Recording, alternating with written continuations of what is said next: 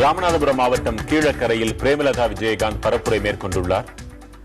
அந்த நேரடி காட்சிகளை பார்க்கலாம். அந்த பெண் குழந்தைகளுக்கு திருமணத்தை நல்லபடியாக செய்து கொடுக்க வேண்டியது தமிழக அரசாகிய நமது கடமை என்பதை உணர்ந்து அனைத்து பெண்களுக்கும் இலவச திருமணம் நிச்சயமாக செய்து தரப்படும். அதில் அவங்களுக்கு வேண்டிய சீர்வரிசையிலிருந்து தாலியிலிருந்து எல்லாமே தரப்படும். இல்ல உங்களுக்கு பேங்க்ல லோன் வேணும் அப்படின்னா 2 லட்சம்ல இருந்து 3 லட்சம் ரூபாய் வட்டியே இல்லாத பேங்க் லோன் கொடுக்கும். உங்கள் திருமண உதவிக்கு திருமணத்தை முடிச்சுட்டு கொஞ்சம் கொஞ்சமா நீங்க அந்த திருமண லோனை திருப்பி நீங்க பேங்க்குக்கு திருப்பி கட்டலாம். அதே போல மாணவர்கள் இன்னைக்கு ஒரு என்ஜினியர் படிக்கணும், ஒரு டிகிரி முடிக்கணும், ஒரு MBBS படிக்கணும்னா இன்னைக்கு எத்தனை லட்சம் செலவாகிறது என்பது எங்களுக்கு நல்லா தெரியும். அதனால இன்னைக்கு பேங்க்ல லோன் வாங்குறாங்க, அதுக்கு வட்டி கட்ட முடியல. சரி, படிச்சு முடிச்ச உடனே வேலை கிடைக்குதா அப்படின்னு பார்த்தா ஒருத்தருக்குமே இங்க வேலை கிடையாது. 1 கோடி மாணவர்கள் இன்னைக்கு படிச்சுட்டு வேலையே இல்லாமல் இன்னைக்கு முடங்கி கிடக்கக்கூடிய ஒரு அவல நிலையை தான் இன்னைக்கு தமிழ்நாடு முழுக்க நாம பார்த்துக்கிட்டு இருக்கோம். ஜெயலலிதா அவர்கள் குளோபல் இன்வெஸ்ட்மெண்ட் மீட் சொல்லி சென்னையில போலித்தனமாக உலக தொழிலாளர்கள் எல்லாம் கூப்பிட்டு பெரிய இண்டஸ்ட்ரீஸ் தமிழ்நாடு முழுக்க கொண்டு வரன்னு சொல்லி ஒரு டிராமா போட்டாங்க. எங்கேயாவது தமிழ்நாட்டுல ஒரே ஒரு இண்டஸ்ட்ரி ஜெயலலிதா கொண்டு வந்திருக்காங்க? நாட்டில் நான் ரொம்ப கேட்கிறேன், ஒரு மாவட்டத்திற்கு ஒரு இண்டஸ்ட்ரி ஜெயலலிதா கொண்டு வந்தாங்களா? கடந்த 5 வருஷமா சிந்திச்சு பாருங்க, கொண்டு வந்தாங்களா?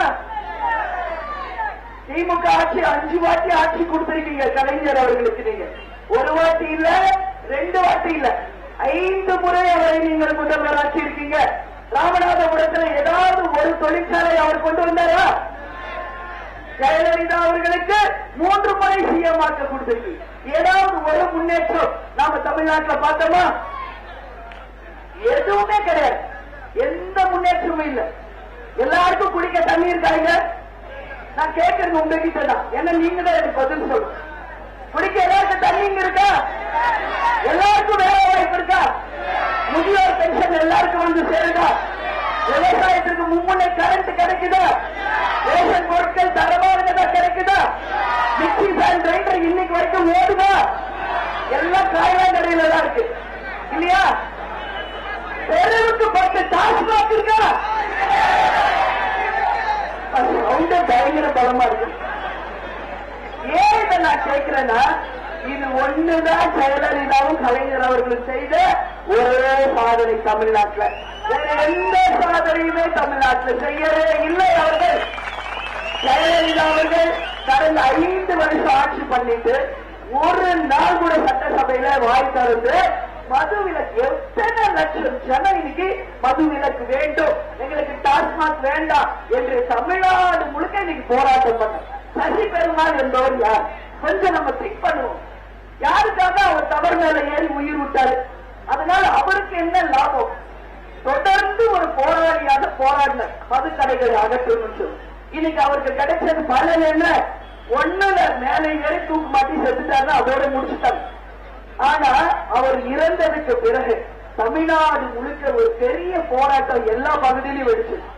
தேமுதிக சார்பாக பெரிய பெரிய மனித சங்கிலி போராட்டம், ஆர்ப்பாட்டங்கள் எத்தனையோ நிகழ்த்தணும் சென்னையில.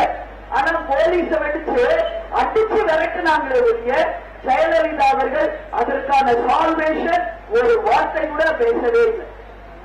சட்டசபையில உட்கார்ந்துகிட்டு அவங்களுடைய மந்திரிச்சி நமது நட்டம் விஸ்வநாதனை வச்சு என்ன சொல்றாங்க பதில்? நிச்சயமாக தமிழ்நாட்டில் டாஸ்மாக் கடைகளை அகற்றவே முடியாது, இது சாத்தியமே இல்லாத ஒண்ணு அப்படின்னு சொல்லி ஒரு மந்திரி ஜெயலலிதா சொன்னதை சட்டசபையில உட்கார்ந்து சொல்றாங்க. ஆனா இன்னைக்கு டாஸ்மாக் கடை அகற்றவில்லை என்றால் நிச்சயம் தோல்வி நிச்சயம் என்பது தெரிந்த ஜெயலலிதா இப்ப போய் ஒவ்வொரு ஊர்லயும் மீட்டிங்ல உட்கார்ந்துகிட்டு மீண்டும் எனக்கு ஒரு வாய்ப்பை தாங்க, வெற்றி பெற்று வந்தவுடனே நிச்சயமாக படிப்படியாக 5 வருஷத்துல மது விலக்கை கொண்டு வருகிறேன் என்று இப்பதான் ஜெயலலிதா சொல்றாங்க.